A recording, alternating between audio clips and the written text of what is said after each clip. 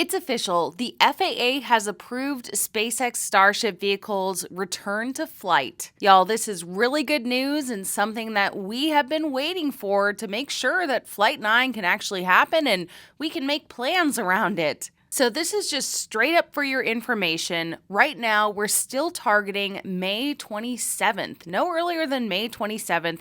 We have to get through the Memorial Day weekend. But let me read to you what dropped into my inbox this morning from the FAA. Quote, the FAA conducted a comprehensive safety review of the SpaceX Starship Flight 8 mishap and determined that the company has satisfactorily addressed the causes of the mishap and therefore the Starship vehicle can return to flight.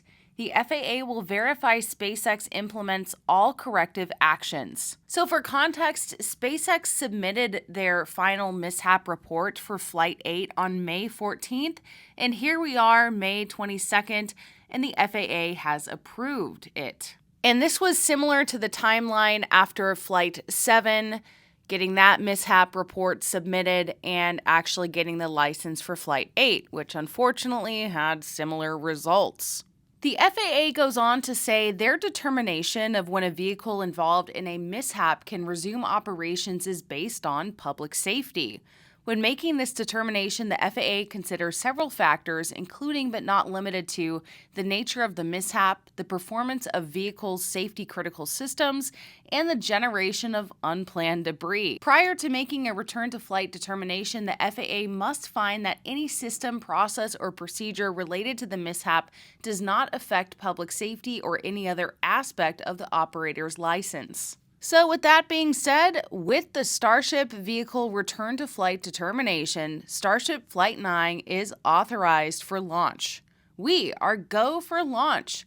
Well, of course, if SpaceX is ready. But this was a big hurdle because now we know the FAA finds SpaceX meets all of the rigorous safety, environmental, and other licensing requirements. And here's some additional safety information for Flight 9. The FAA is in close contact and collaboration with the United Kingdom, Turks and Caicos Islands, Bahamas, Mexico, and Cuba as the agency continues to monitor SpaceX's compliance with all public safety and other regulatory requirements. For Starship Flight 9, the FAA issued 2 comprehensive environmental assessments, one modifying the SpaceX license to allow up to 25 Starship Super Heavy launches per year from Texas, and one updating airspace closures. Both found no significant safety or environmental impacts. SpaceX is required to update its flight safety analysis to account for all outcomes of previously flown flights, including mishap events, and to calculate and establish hazards areas. The flight safety analysis includes population exposure risk, regardless of where that population is located on the flight path, the probability of failure of the vehicle, and debris propagation and behavior, among other considerations. And I mentioned this in a prior report, the FAA is expanding the size of the hazard areas both in the U.S. and other countries based on the updated flight safety analysis and because SpaceX, for the first time, intends to reuse a previously launched Super Heavy booster rocket.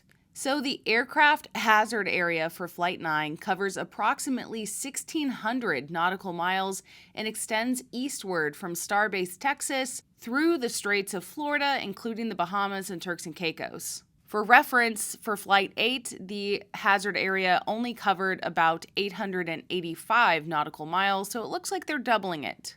SpaceX is responsible for the operation of its vehicle, including the event of a mishap. The FAA requires SpaceX to maintain liability insurance in the amount of a small $500 million to cover claims resulting from the launch and flight of the Starship Flight 9 mission. So, listen, this is really good news. The only other half of the puzzle now that we're waiting on is, of course, to have Ship 35 actually ready to go. Ship 35 yesterday, on Wednesday, May 21st, was rolled back to Massey's for more testing. So, just for your information, now we are net 5 days away from the SpaceX launch. And so I want to know from you in the comments, are you making plans to go down to this launch? I will definitely plan to be there. and I've been waiting for more concrete signs, but this is a great indication today. So I just wanted to release this video really quickly for your planning purposes. I know that it's not easy necessarily to make that trip down to Starbase, and so if you're trying to see the launch, having the FAA's approval and that mishap investigation for Flight 8 closed now is a really good sign. So hopefully I'll see you down at that launch, but thanks so much for watching this video, and thanks for supporting my channel. Make sure to subscribe to Ellie in Space, and I'll see you in the next video. By the way, I should mention the time. Starship Flight 9 is net May 27th at 6:30 p.m. Central Time, or 23:30 UTC. So a little bit later in the day, which I really like because for a while those first few launches were 7 a.m., bright and early, and of course I had to get up much earlier to plan for the stream, so it's kind of nice to have it in the evening. So just for your planning purposes, 6:30 p.m. Central Time.